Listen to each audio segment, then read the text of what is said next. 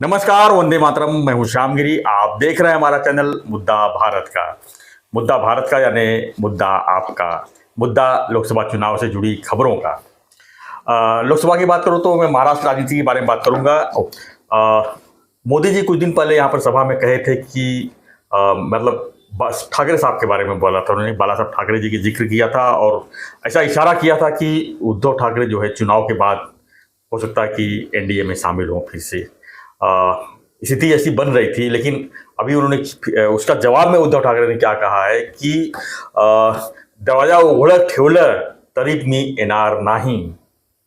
ये बोल किसके हैं, क्या है, इसका राजनीतिक मायने क्या कहा जाए, इसी पर थोड़ा चर्चा कर लेंगे। क्योंकि महाराष्ट्र की राजनीति और महाराष्ट्र के लोकसभा चुनाव का परिणाम क्या हो गया तो 4 जून को पता चलेगा, लेकिन स्थिति परिस्थिति जिस तरह से लोगों का व्यवहार दिख रहा है उसमें बहुत कुछ ये जो बयान है उद्धव जी का बयान कर रहा है। इसी विषय पर चर्चा कर लेते हैं हमारे सहयोगी अनिल थतेजी से। अब जानते हैं कि उद्धव जी की जो हम लोग जिस तरह से लगातार जिक्र करते आ रहे हैं कि चुनाव के बाद उनके साथ क्या होगा, क्या उनकी मजबूरी होगी, कैसे उनका राजनीतिक भविष्य होगा, लेकिन अब वो कर रहे हैं कि दरवाजा उघडं ठेवलं तरी मन मी येणार नाही। सर, इसके क्या मायने रखा जाए, आपको क्या लगता है सर? क्या करूँ मैं? पहले आपको बोलूँ कि आपका वर्जन क्या है वो मैं सुनूं और बाद में बोलूँ, ये अच्छा रहेगा।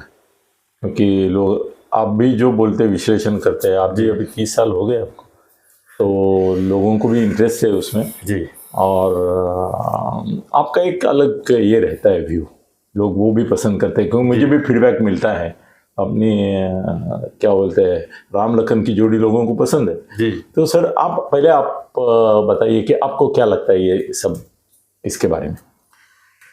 सर, हम जब सत्तांतर हुआ 2022 में, शिंदे साहब जब 40 विधायक 13 सांसद लेके जब निकले वहाँ से, तो हमने कहा, लगातार कहते आ रहे हैं कि उद्धव जी एकदम खत्म हो गए, यानी कि उनकी पक्ष गई, सत्ता आ गई, उनका चिन्ह गया, सब कुछ गया और बाला साहब की विचारधारा को शिंदे साहब द एंड हो गया। बाला साहब की विचारधारा जो है शिंदे साहब लेके एक वारिस की तरह जो है आगे बढ़ रहे हैं और हम लगातार यही कहते आ रहे हैं कि उद्धव जी के अंदर दम नहीं बचा, उनके पास नेता ही नहीं है। वोटर्स है कि नहीं वो तो चुनाव जब होगा तब पता चलेगा। लेकिन जिस तरह से ठीक है, हमारे 74,000 के ऊपर जो है हमारे व्यूअर्स हैं, वो देख रहे हैं कि क्या हो रहा है, लेकिन जब हम उद्धव जी के पक्ष में कुछ बोलते हैं तो उनको पसंद नहीं आती है। लेकिन आज स्थिति बन रही है, कुछ अलग दिख रहा है। क्योंकि भाजपा ने जिस तरह से अभी कुछ लोग फ़ोन भी आते हैं, बिदर से आते हैं, पूना से आते हैं, बहुत जगह से फ़ोन आते हैं सर। वो क्या बोलते हैं कि आप जो विश्लेषण कर रहे हो सही है, ऑल इज वेल, सब कुछ ठीक है, बीजेपी की ही सीट ज़्यादा आएगी। लेकिन जो उन्होंने किया है, जो मेन उन्होंने अजीत दादा के साथ जो उन्होंने किया कि उनको लेके जबरदस्ती बैठाया कि लोकसभा की जो सीट बढ़ जाएगी उनकी वजह से, तो वो उल्टा उनका सोच निकला। मतलब कि लोग जो है नाराज़ है कि खासकर कार्यकर्ता, और सबसे बड़ी बात बीजेपी ने जो टिकट देने में जो व्यवहार किया है वो लोगों को पसंद नहीं आ रहा है। मतलब लोग चाहते हैं कि मैं बीजेपी को वोट दूं, लेकिन जब उम्मीदवार की तरफ देखते हैं तो उनको वो चीज़ पसंद नहीं आ रही है। लायक प्रधानमंत्री नालायक। अब उसमें कैसा है कि सर जब बटन दबाने जाएंगे तो उनको तो कमल दिखेगा ही, उनको मशाल दिखेगा ही, मशाल भी दिखेगा ना सर। हाँ, सभी कमल भी दिखेगा, ये दिखेगा इस तरह से जी। तो वहां पर विचार अगर बदल जाती है, नहीं मोदी जी को ही मुझे वोट देना है, नहीं मोदी जो भी है, मोदी जी जो है देश के लिए अच्छा कर रहे हैं, विदेशों में उनका अच्छा नाम, हमारे देश का नाम हो रहा है, तब तो वो कमल बटन दबाएंगे। लेकिन खुदा न खास्ता अगर उनको उम्मीदवार की अगर नजर सामने आ गई तब तो अनासना कोई बटन दबा चले जाएंगे, ऐसा लगता है, ऐसा लोगों का ओपिनियन है। देखिए सर, वोटर्स अलग होते हैं, कार्यकर्ता अलग होते हैं और नेता अलग होते हैं। कार्यकर्ता मेहनत करते हैं, वो जोर लगाते हैं कि वोटरों को जो है बूथ तक पहुंचाया जाए, उनको उनका आइडेंटिफिकेशन करके उनको नंबर उनका दिया जाए ताकि वहां जाके वो आराम से वोट दे सके। आप अगर 1 घंटा लाइन लगाते हो और वहां पर आपका नाम ही नहीं है, आपको नाम मिल नहीं रहा है, तो फिर वो नाराज होकर चला जाता है और गाली देते हुए जाएगा। सर आप सब्जेक्ट पे आ जाइए, मैं उद्योग का। सब्जेक्ट पे आ रहा हूँ की दरवाजा उघडं ठेवलं तरी मी येणार नाही। हाँ, इसके बारे में। ये परिस्थिति बदलता हुआ दिख रहा है उनको। हम्म, परिस्थिति हमारे नजर में 4 तारीख को बदलेगा, लेकिन उनके हिसाब से परिस्थिति अब बदल चुकी है। उनको ऐसा लग रहा है कि बीजेपी की नाराजगी और जो उनके लोग जो नाराजगी है उसका फायदा मुझे होगा, इसलिए हमें घबराने की जरूरत नहीं है, हमें किसी दरवाजे का इंतजार करना नहीं है, ऐसा उनका मानना है। ऐसा आपको लगता है? जी। हाँ। सर पहली तो बात यह है कि मैंने आजकल शर्त लगाना आपसे छोड़ दिया है, इसलिए क्योंकि हर रोज मराठी में हमें बोलते सरड़ा, वो जैसे रंग बदलता है ना, वैसे सब राजनीतिज्ञ सभी पार्टी के अपने रंग बदल रहे हैं और अभी किसी का कोई भरोसा नहीं। मैं इतना ही बोल सकता हूं कि फडणवीस बीजेपी के बाहर नहीं जाएंगे, बाकी किसी की गारंटी नहीं दे सकता हूं। कोई भी किधर भी जा सकता है। अभी कांग्रेस से, राष्ट्रवादी से, यहाँ से आने की होड़ लगी हुई है, क्या मालूम कर बीजेपी के भी लोग कहीं और जाना शुरू हो जाएंगे, मालूम नहीं अपने को क्या होगा, मालूम नहीं। महाराष्ट्र में जो उनको चाहिए अगर नहीं मिलेगा तो कहीं नहीं रास्ता। हाँ, अभी बीजेपी में भी बागी उम्मीदवार खड़े हुए हैं। सर गए ना शिवसेना में, जो जलगांव का जो कैंडिडेट था, जो सांसद था अभी तक, उसको टिकट नहीं मिला बीजेपी से तो चला गया वाटा में और उसको टिकट मिल गया। तो ऐसा तो परिस्थिति तो हो गया। अभी ये तो लोकसभा है सर, ये तो 48 सीट खाली है। जब 288 सीट की बारी आएगी, ये तो ऐसा है कि गणेश नाईक और एकनाथ जी शिंदे का जुना दुश्मनी है। बहुत पुराना दुश्मनी है। अभी नरेश मस्के को टिकट दिया, संजीव नाइक को नहीं दिया, तो उद्धव ने उनको फोन करके बताया कि संजीव को राजन विचारे का काट के मैं देता हूँ, चाहिए तो राजन विचारे का टिकट काट सकता हूँ, अभी लास्ट डे है, आप आपके बेटों के साथ खुद आप आ जाइए रिजाइन करके। बीजेपी का आमदार की है ना, आमदार है वो, और आप तीनों को हम अगले इसमें राज्यसभा में आपका, हमारा जो एक राज्यसभा जाएगा वो आप होंगे, और दोनों बेटों को नई मुंबई से टिकट देते हैं, आप आ जाओ। और वो विचलित हो गए थे। अभी फडणवीस ने जाके उनको बोल के पहले उनको जरा धमकाया कि भी तुम्हारे लफड़े बहुत हैं, बाद में बोले नहीं आप संभाल लो, ये करो, नहीं तो वो तो बीजेपी से टूट के जाने को तैयार थे उद्धव के पास। ये भी बात है। तो कैसा है कि ये मामले में मैं आपको बोलता हूं कि इतना रंग बदल रहे हैं सब नेता कि किसी का कोई भरोसा नहीं। सर हम क्या शर्त लगाएंगे कि ये यही रहेगा, वो वही रहेगा, या ऐसा ही होगा वैसा ही होगा। लोग भी देख रहे हैं सर। कैसे है ना कि मोदी साहब जो है ना, वो बोलने से पहले 100 बार सोचते हैं जी, और बाकी लोग जो है विश्लेषकों से लेके सब लोग वो पहले करते हैं और बाद में 100 बार सोचते हैं कि मैंने किया वो सही है गलत है। तो मोदी साहब एक भी शब्द ऐसा नहीं बोलेंगे कि जिसमें कोई गर्भित अर्थ नहीं है। उन्होंने जब बोला कि बाला साहब से मेरे पुराने रिश्ते हैं, जब ये बीमार था तब हम रोज रात को फोन करके हालचाल लेते थे, वही साहब से हालचाल पूछते थे। और ये भी बोला उन्होंने कि समय अगर उनको संकट का कभी भी आता है तो मैं उनका फैमिली मेंबर करके, कुटुंब का एक मेंबर करके खड़ा रहूंगा। सर ये मोदी जी ने बोला तो बाकी वो उनके खिलाफ क्या बोलते हैं उसको मतलब ही नहीं रहा। बिल्कुल। ये तो ऐसा हो गया कि मैं इसे शादी करने जा रहा हूं जबकि मुझे मालूम है कि ये वेश्या है, वेश्या है ये भी बोला, और इससे ही शादी कर रहा हूं ये भी बोला, तो कैसी बात रहेगी। वैसा ही हो गया कि इतनी आपने उनके बारे में आस्था दिखाई, प्यार दिखाया, प्यार जताया, बाला साहब का नाम लिया, उनका कर्ज चुकाना है ये भी बोले। अभी उन्होंने बोला कि कर्ज चुकाना था करके एक शिवसैनिक एकनाथ शिंदे को मैंने बनाया जी, मगर बाला साहब के कर्ज चुकाने का रास्ता बाला साहब के हिसाब से भी शिवसैनिक नहीं है, उनके हिसाब से उनका ही बेटा है। उनको जब मौका आया उन्होंने शिवसैनिक को किया क्या? कौन से शिवसैनिक को बाला साहब ने अपना वारस ये किया? अपने बेटे को किया। इसके लिए तो अपने राज ठाकरे को हकाल दिया। तो बाला साहब के लिए तो कर्ज चुकाना है बाला साहब का ना, तो उनके बेटे को ही कुछ करो, उनको साथ में ले लो, ये होता है। और उन्होंने बोल दिया मुझे कर्ज चुकाना है, तो बात साफ हो गई है। सर अभी क्या है ना कि उद्धव ठाकरे अभी चुनाव के आधे पर पहुंचे हैं। अभी आधे में जाकर अगर वो मान्यता दे कि हाँ मोदी साहब ने जो बोला है वो मेरे लिए ज्येष्ठ एक व्यक्ति है, जी। हमारे कुटुंब के वो स्नेही हैं, इसके लिए उनकी शुभकामनाएं जो मेरे प्रति उन्होंने व्यक्त की है उसके लिए मैं आभारी हूँ। और अभी हाल ही में जो चल रहा है उसमें मैं एक भूमिका ली हूँ और उस हिसाब से मैं इंडिया के साथ हूँ और यहाँ भी हम महाआघाड़ी करके कर रहे हैं। ऐसा भी वो बोल सकते थे, मगर उनको डर लगा कि जिनको वोट देना है उद्धव ठाकरे को, वो बोलेंगे अरे कल तो ये मोदी साहब के साथ जाने वाला है, तो अभी इसको वोट देके वाया वाया क्यों, हम बाद में ये जाएगा, उससे अच्छा है डायरेक्ट मोदी और उनके जो उम्मीदवार रहेंगे जो भी उनको ही दे देते। तो अभी मोदी साहब ने जो बोला है उसकी वजह से वो संकट में आ गए। अभी उनके मन में ये मालूम है कि मुझे जाना ही है, मोदी साहब के बगल में जाके बैठना है, उनके गोद में बैठना है, मगर ये समय नहीं है वो कबूल करने का। इसके लिए उनकी मजबूरी ये है कि अभी उनको ऐसा ही बोलना पड़ेगा, भी तुम्हें निंदा करता माझी, मैं नहीं आऊंगा, ऐसा ही बोलना है। तो सर कैसे है ना, ये तुम्हारा इसका जो उबाठा का जो नेता है जिसको अमोल कीर्तिकर के खिलाफ ये दिया है, क्या है वो, रविंद्र वायकर सर, वो एक दिन पहले उनके बाजू में खड़ा था और वहां से वो बोला भी कि ये अफवाहें लोग जानबूझकर फैला रहे हैं। रात 8 बजे ये बोला और सुबह 8 बजे गया ना बीजेपी नहीं, शिवसेना, हाँ शिवसेना में, तो वैसे ही वाया ही है, तो गया ना दूसरे दिन। सर कितने लोग जो अगले दिन यहाँ बैठे थे दूसरे दिन वहां गए, सब जगह से गए। तो ऐसा कौन सा महात्मा लगा है कि वो बोलेगा नहीं नहीं मैंने ऐसा बोला था अभी मैं नहीं जा सकता, ऐसा नहीं है कुछ। सर वो सब लोग 4 जून की राह देख रहे हैं जी। 4 जून को अगर मोदी सरकार आती है आने वाली है। हाँ खाली फर्क इतना है कि 400 पार नहीं होगी, मगर 100% 300 पार होगी, 100%। और हाँ, और 325 के करीब पहुंचेगी, ऐसा जो अभी लेटेस्ट मेरे को इन्फॉर्मेशन है, 325 तक पहुंचेगी। मेरे को इन्फॉर्मेशन 2019 का पुनरावृत्ति होगा, 303।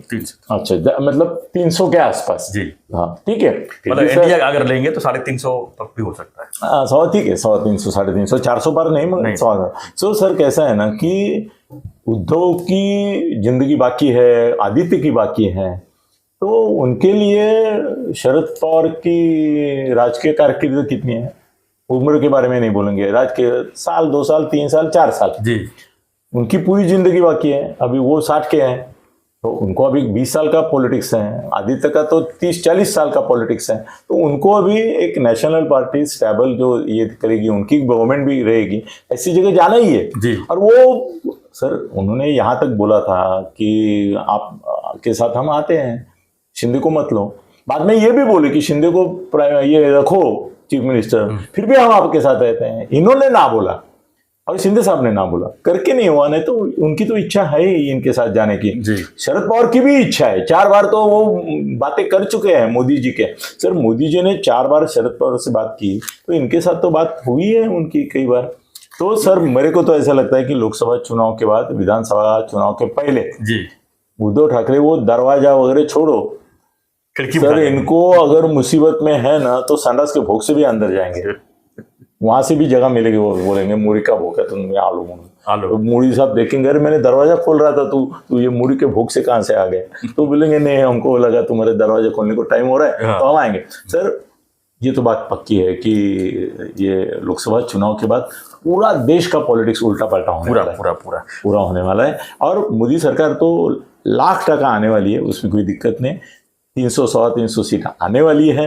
एक बार 300 के आगे गए ना तो मामला खत्म हो जाता है और 5 साल के लिए मामला खत्म करते हैं। और जहां पे उनकी सरकारें नहीं है वहां पे तोड़ फोड़ करके, वो कर्नाटक में भी सरकार बदलेगी जी। अभी कर्नाटक में भी बदले, जहां जहां उनको संभव है, एक बंगाल और उड़ीसा, तमिलनाडु ऐसे छोड़ के बाकी सब जगह तोड़ फोड़ करेंगे।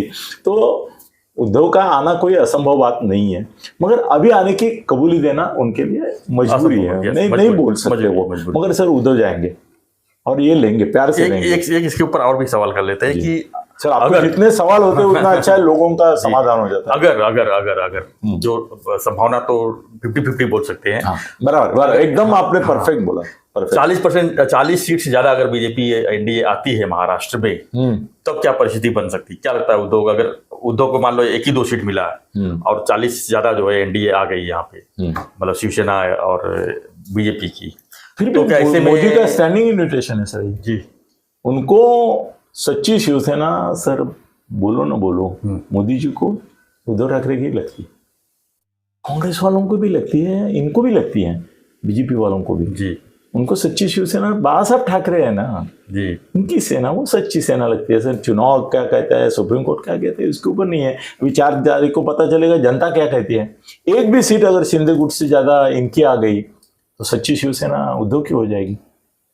और बीजेपी वाले सर वो भी दूसरा सरड़ा ही है, वही रंग बदलने को आगे पीछे नहीं देखेंगे। कल जिस अजित पवार को इन्होंने 70,000 करोड़ का मोदी साहब ने खुद बोला, उसको तो उप मुख्यमंत्री बनाया ना, ये तो भाजपा है विद इन वीक। फिर तो उद्धव के बारे में वो आज क्या बोलते हैं, नकली शिवसेना बोलते हैं। वो बोलेंगे हमने नकली है ऐसा सोचा था, मगर अरे लोगों के हिसाब पे यही असली निकले, इसलिए हमने असली शिवसेना के साथ लोगों के साथ चलते फिर। सर निर्लजम सदा सुखी, सब सुखी है पॉलिटिक्स में, हम ही दुखी बैठे हैं इधर। तो सर वो संभव है, उनकी स्पर्धा उद्धव ठाकरे की शरद पवार से हो सकती है कि मैं पहले जाता हूँ बीजेपी के साथ, तुम जाते हो, होड़ लगेगी। मगर सर अभी ना मोदी जी ने ये जो बोला है ना, उसकी वजह से पूरा डिमोरलाइजेशन सब जगह आ गया है। शिंदे गुट में भी डिमोरलाइजेशन है कि भाई उन्होंने बाला साहब का प्यार जताया, उनका कर्ज बोला, उसके लिए बोलने के लिए बोले, शिवसेना के सैनिक को बैठाया, और बाला साहब को तो ये चाहिए, वो भी उनको मालूम है। सर इस देश में सबसे बड़ा केंद्र बिंदु जो पक्षांतर करके लेता है वो है भाजपा। भाजपा की वजह से ही पक्षांतर हो रहे हैं ना। हम जो चुमलम चिल्ली कर रहे हैं, हम क्या कर रहे हैं, यहां से उठ के बीजेपी में जाने वालों को गालियां दे रहे हैं और लेने वालों को कुछ गालियां दे नहीं रही है। ये चुम्बन की तरह है, दोनों के होठ मिलेंगे तभी चुम्बन होगा ना जी। तो ये पक्षांतर जो है ना वो डबल है, इनका भी पक्षांतर है एक तरह से, इनकी भी आत्मा का है, देह का है, वैसा उनका भी पक्षांतर है। इसे गंदे गंदे तुम जिनको गाली दिए हैं उनको अंदर कौन ले रहा है, बीजेपी ले रही है, दे रहे हैं, टिकट भी दे रहे हैं उनको। हाँ टिकट दे रहे हैं सब जगह, उसको नहीं दिया तो वो बाप बलात्कार करे तो बेटे को दे रहे है ना। बिल्कुल। फिर वो कुश्ती के इसमें दिया ना, उसको बेटे को दिया, वो बोलेंगे नहीं वो बलात्कारी था, वो बाप का लिंग था, ये अलग है, इसका चुनाव चिन्ह अलग है, ऐसा ये करेंगे सर। देखो नहीं देखो, सब गाली दे रहे, पक्षांतर, आया राम गया राम, सब गाली दे रहे, किसको दे रहे, जाने वालों को दे रहे। भाई लेने वालों को क्या, जाने वाले निर्लज्ज है उतने लेने वाले भी हैं, ये बात आप मानने नहीं करते हैं, ये कैसा चलेगा सर। मैं बीजेपी के साथ हूं, मेरा वोट 100% बीजेपी के उम्मीदवार के साथ, यहां नरेश मस्के के साथ ही जाएगा। मैं नोटा बेटा ने सीधा नरेश मस्के, क्योंकि वो मोदी का प्रतिनिधि है, शिंदे साहब अभी अपना घर का भी मामला है। मगर सर लोग ये सवाल कैसे नहीं पूछते पत्रकार की जाने वाले के लिए आप गाली दे रहे, लेने वाले के लिए कुछ नहीं। भाई व्यभिचार जब होता है तो व्यभिचार एक औरत समझो करती है तो मर्द भी करता है, और मर्द करते तो औरत भी करती है। मर्द अकेला व्यभिचार करता है क्या, वो क्या हस्तमय तूने खुद खुद किया, वही तो और लगता है ना उसको। 2014 के पहले जो लोग सत्ता में थे आज वो लोग कहाँ हैं सर? वही लोग हैं ना सर। बीजेपी में अभी मेरे ये पेपर का गट्ठा पड़ा है, निकालना मुश्किल है इतने से। उन्होंने बोला है कि अभी जो बीजेपी के लोकसभा सांसद है उसमें कुछ 100 से ज्यादा तो पहले कांग्रेस वाले। हाँ वही तो मैं बोल रहा हूँ। और अभी बीजेपी वाले की संख्या आने वाले इसमें शायद बराबर की रहेगी जी, बाहर से आने वालों की संख्या उतनी रहेगी। पर वो क्या है, वॉशिंग मशीन बोलते हैं, ये बोलते हैं, ठीक है क्या है, वो तो जा सकते हैं सर। अभी आप बोले ना वो, उससे मैं सहमत हूँ कि 50-50 चांसेस हैं जाने के। ठीक है सर, मगर जा सकते हैं सर, पवार साहब भी जा सकते हैं, ये भी जा सकते हैं, वो ले भी सकते हैं, और जाने वालों को गाली देंगे हम, लेने वालों को नहीं देंगे। ये भी हमारी भी मूर्खता है ये। ठीक है, तो एक रिक्वेस्ट भी ये भी है कि कल चुनाव, अगर फिर भी हम बोलेंगे कि वोट करने के लिए जाइए, 7 तारीख वोट मोदी जी को ही दीजिए। ऐसा विश्लेषक को बोलना अलाउड नहीं है, और हम बोलेंगे नहीं, आप मोदी जी को वोट दें। कोई गंदा, चरित्रहीन, बलात्कारी, अत्याचारी, दुराचारी, भ्रष्टाचारी, कैसा भी उम्मीदवार हो, वो अगर एनडीए की ओर से खड़ा है तो उसको वोट दो, क्योंकि आप उसको वोट नहीं दे रहे हैं, आप मोदी साहब को वोट दे रहे हैं। सर कैसा है ना कि मराठीमध्ये एक म्हण आहे, पिंडीवरचा विंचू, मतलब शंकर का जो ये रहता है उसके ऊपर अगर कोई बिच्छू बैठा है तो उसको चप्पल से मार नहीं सकते। हाँ हाँ, ये बहुत सारे जो बाहर से आए हुए बिच्छू है ना, वो मोदी नाम की एक शंकर की पिंडी के ऊपर जाके बैठे हैं, उनको चप्पल नहीं मार सकते, उनको धीरे धीरे उसमें फूलों में ही रखना पड़ेगा। तो दे दीजिए वोट, मोदी साहब चरित्रवान है, मोदी साहब ठीक है, ठीक है, वही उनका देश को अगर भवितव्य चाहिए तो मोदी साहब है, बाकी कोई नहीं। और मोदी बहुत सारे गंदों लोगों को लेके अभी भी राज्य चला रहे, राज्यों में भी चला रहे, उधर भी चला रहे, तो मोदी के पास कोई भी जाएगा तो वो ठीक है। सर गंगा में स्नान किया तो पिछले साल के या पिछले पाप धुले जाते हैं, ऐसे मोदी के साथ आप बैठ गए तो आप भी पवित्र हो जाते हैं। चलो उद्धव का, मगर मुझे ये 50-50 बोल रहे हैं, मुझे 60-40 लग रहा है, जाने की संभावना सर 60 लग रही है उद्धव के उनके साथ। चलो ठीक है, देखते क्या होता है। ठीक है सर, वो तो 4 तारीख के बाद हम खुद ही देख लेंगे। 4 तारीख के बाद भी करीबन 2-3 महीने का समय है विधानसभा के लिए, उसमें ये हो जाएगा, तुरंत नहीं होगा। जी धन्यवाद। ठीक है, तो आपकी क्या प्रतिक्रिया है इस पर, हमें कमेंट बॉक्स में लिखिए और वोट जरूर दीजिए। कल तीसरे चरण का चुनाव है और कल के बाद जो है 50% चुनाव जो है, सीट जो है महाराष्ट्र खत्म हो जाएंगे, यानी 48 में से 24 सीट जो है वो चुनाव हो जाएगा। नहीं, वोट तो करो ही, मोदी जी को ही करो, सीधा बोल देते हैं, उसमें कोई नहीं। और मैंने बोला कैसा भी उम्मीदवार हो देखो नहीं, करो। धन्यवाद, जय हिंद, जय महाराष्ट्र। चैनल को लाइक शेयर और सब्सक्राइब जरूर करें। धन्यवाद।